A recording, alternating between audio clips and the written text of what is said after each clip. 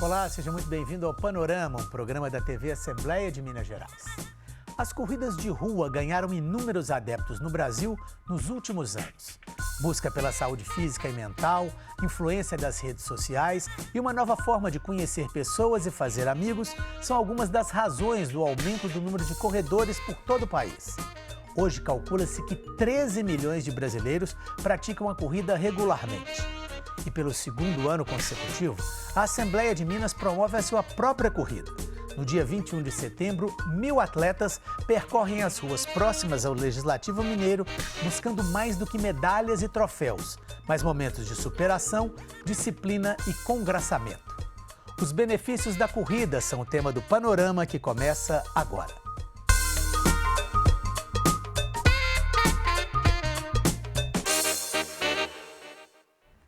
Eu converso aqui no estúdio com o fisioterapeuta Ricardo Luiz Carneiro, professor da Escola de Educação Física da UFMG, e com o educador físico Heleno Fortes, maratonista e treinador da HF Treinamento Esportivo. Heleno, Ricardo, muitíssimo obrigado pela presença. Obrigado pelo convite. Obrigado aí pelo convite. Eu queria começar perguntando a vocês o seguinte: a gente que está vendo a situação de fora, a gente está vendo um aumento muito grande do número de pessoas que estão começando a correr, que estão vendo que a corrida pode ser uma coisa benéfica para a saúde física. A gente falou da questão das redes sociais, de muita coisa influenciando as pessoas para correrem. Eu queria saber de vocês que já estão dentro da área, vocês têm percebido esse aumento grande e quais são os principais motivos que vocês que estão aí percebem para esse aumento tão grande no número de corredores? Fiquem à vontade, Heleno.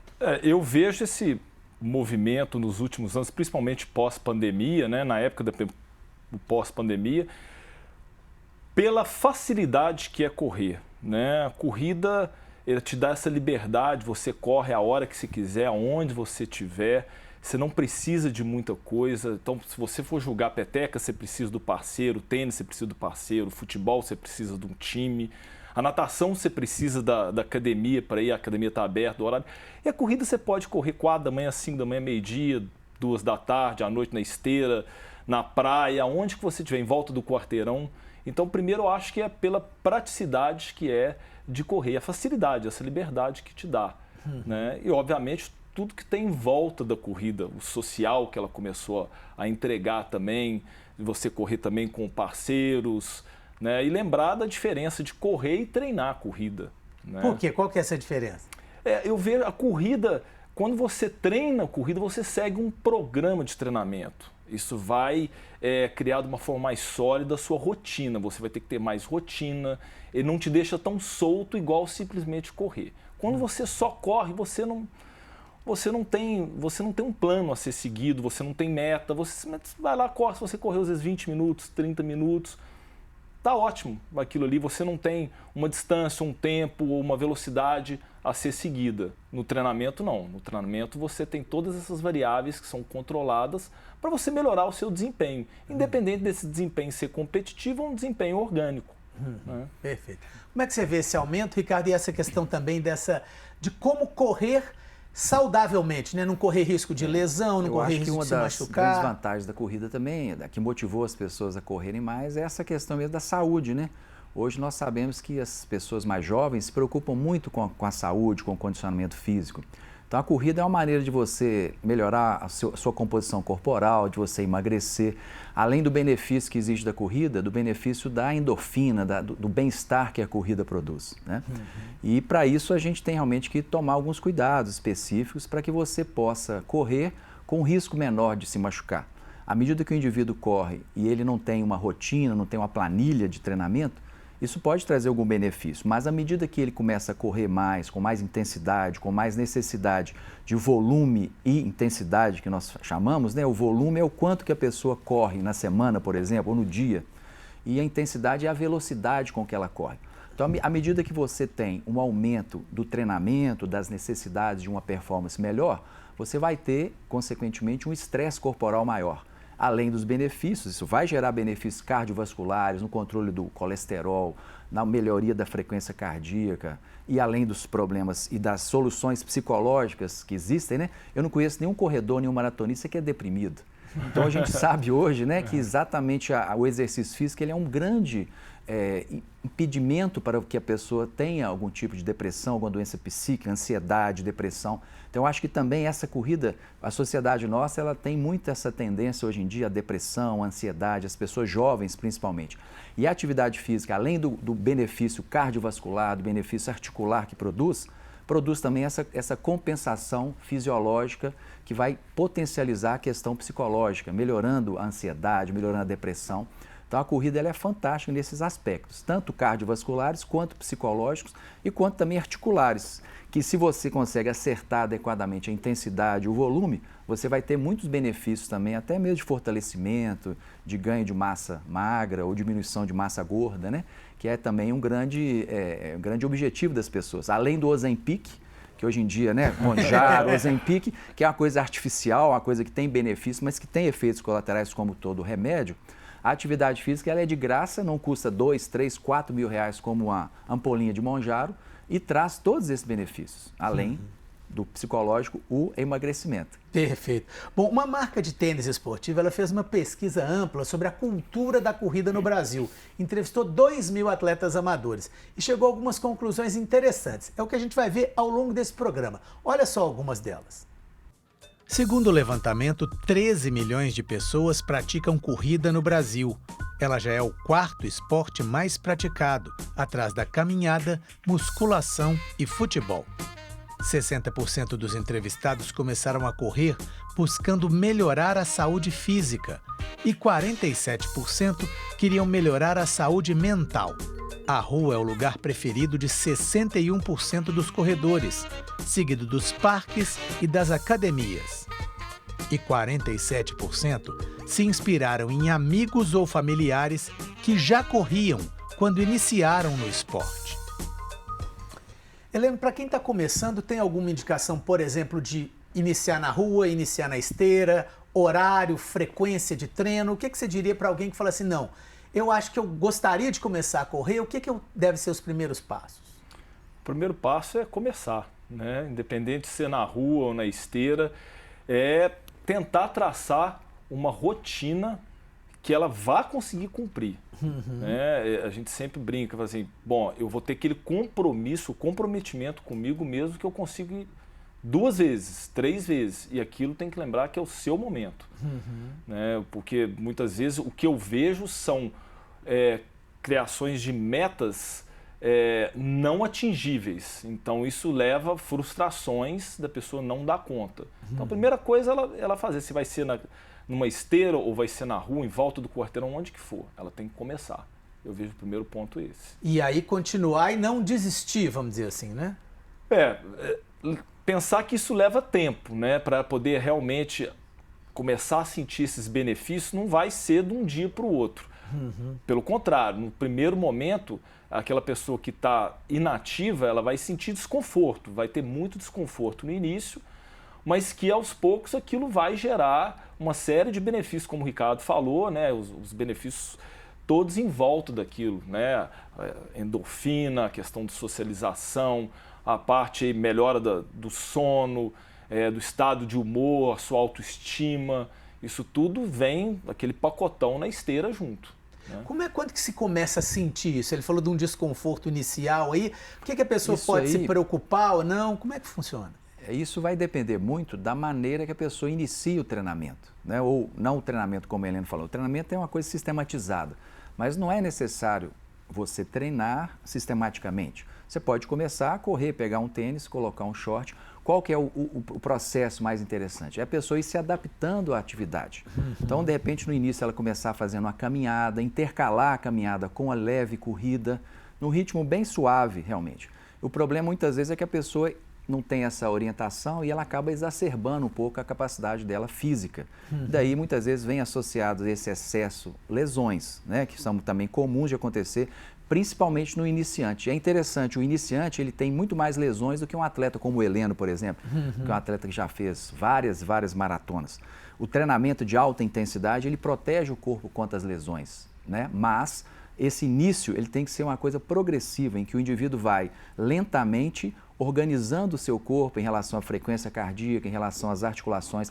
A pessoa tem que estar muito atenta ao seu corpo e também atenta à recuperação. Mais importante do que qualquer outra coisa é a recuperação, é o sono adequado, é a pessoa ter ali uma qualidade alimentar adequada para que ela tenha reposição de energia.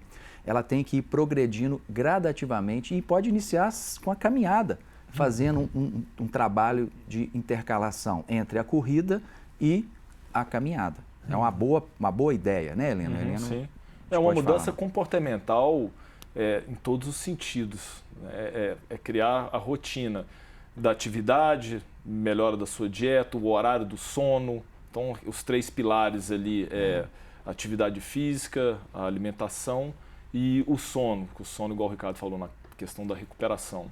Então, esses 3, você vai ter que ter uma manobra de poder ajustar isso e aquilo ser uma rotina, né? E observar o corpo, né? É muito importante a pessoa se observar. Não é porque ela botou aquela meta que ela tem que correr 3, 4 vezes por semana que ela vai ter que fazer aquilo. O dia, às vezes, ela não dormiu bem à noite, às vezes ela bebeu um pouco mais, a bebida ela atrapalha muito a performance também. Então a pessoa tem que se perceber. Não é porque ela botou aquela meta que ela tem que fazer. Às vezes no dia ela não está bem, ela não dormiu bem, ela não recuperou adequadamente do outro treino. Então isso é fundamental, você ter a percepção do seu corpo, como que ele está em relação à recuperação, em relação à disposição. Isso é essencial para a pessoa poder não se lesar durante a corrida, por exemplo. Bom, vamos ver alguns outros pontos que foram colocados pela pesquisa. Vamos ver. Sobre os horários, 43% correm antes das 8 da manhã, 41% correm entre 6 e 8 da noite. Sobre a distância, 47% correm até 5 quilômetros por semana e 35% correm entre 6 e 10 quilômetros. A frequência média de corrida dos brasileiros é de 3,4 vezes por semana e 23% dos corredores participam, em média, de 3 provas oficiais por ano. Helena, em relação a essa questão do horário, da distância, cada pessoa tem um próprio ritmo? É interessante ter um padrão assim para quem está começando, para quem já atingiu um nível um pouco melhor? Como é que funciona isso? E tem que analisar cada caso, né?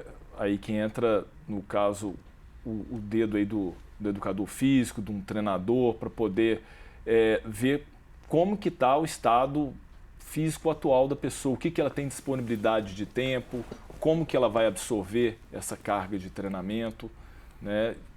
Qual o horário que ela vai fazer, que muitas vezes esse horário ela não vai conseguir ter essa rotina tão frequente. Muitas vezes a gente tem médicos que às vezes dão plantões noturnos e teoricamente eles iam ter que treinar no dia seguinte pela manhã e passou a noite toda acordado. Como que ele vai treinar? Não vai conseguir treinar no dia seguinte. Então são esses ajustes que tem que ser feitos, né, para poder melhorar, né, o bem-estar do treinamento e manter a longevidade dessas pessoas correndo. Né? Então, em relação ao horário, ainda mais hoje em dia, que nesse clima que a gente está hoje, é um clima muito seco, né? Que tem pouca umidade relativa do ar. Então isso é a gente tentar correr nos horários que não tenham realmente esse, como você viu ali, 6, 7 da manhã, ou à tardinha. Ou seja, o calor, o calor é um grande vilão da corrida, porque você tem que perder calor. E se você está com umidade relativa muito baixa, você vai suar bastante. Você vai perder líquidos, eletrólitos. Isso pode levar realmente a uma desidratação, algum tipo de problema. Então, o horário ele é fundamental. Né? E torna a corrida também, quanto mais quente, torna a corrida mais prazerosa também. A termorregulação ela é importantíssima para a corrida, porque senão você pode aumentar a sua temperatura corporal. Isso traz sequelas para a pessoa.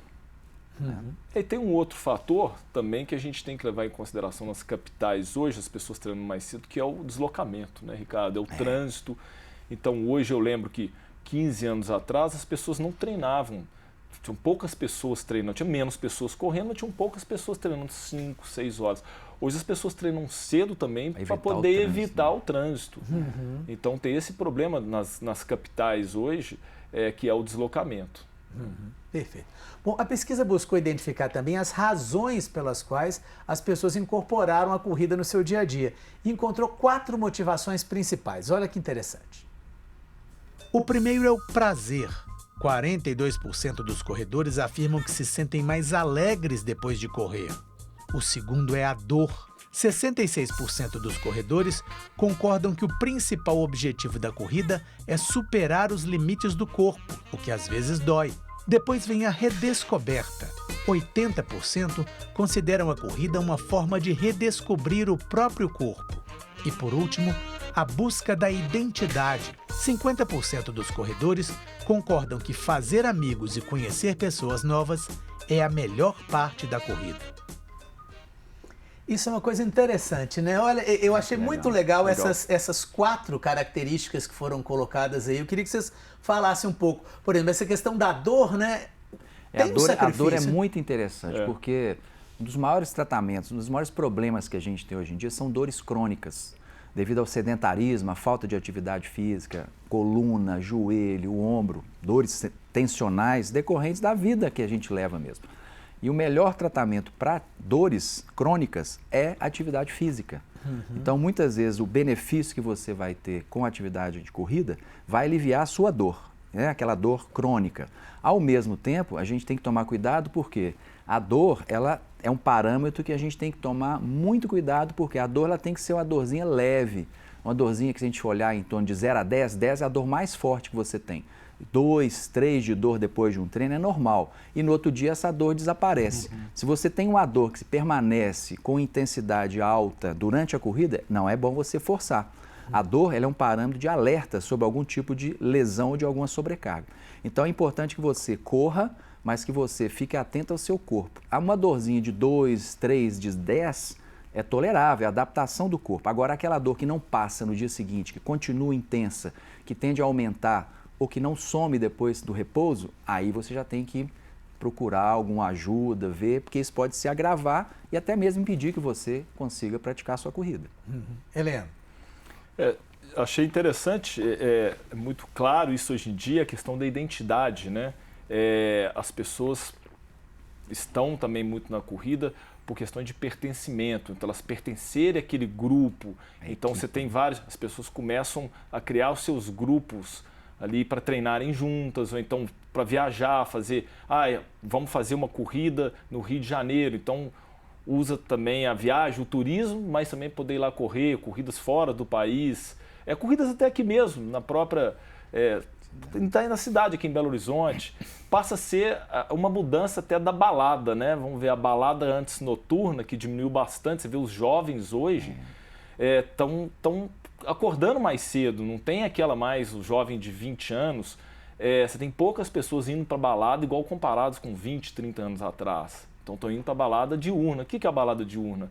É você correr, você tem uma prova de corrida, todo mundo encontra, depois vai tomar um café, né? Vai um suco, em vez da bebida, o pessoal vai comer um açaí.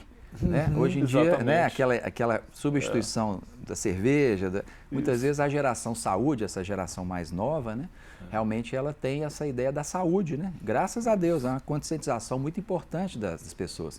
Então essa utilização da corrida como meio de contato social é muito grande. E além disso, a pessoa que trabalha o dia inteiro no escritório, num lugar fechado, eu, por exemplo, eu trabalho o dia inteiro dentro de uma sala.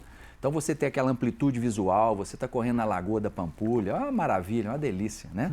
Além do benefício físico, o mental, eu acho que ele é fundamental, além dessa interação social, que é excelente. A gente vê, o Heleno mesmo tem um excelente grupo de corrida, e a interação que existe, a amizade que é feita, né? Os namoros, tudo isso faz parte da corrida também, né? Não só.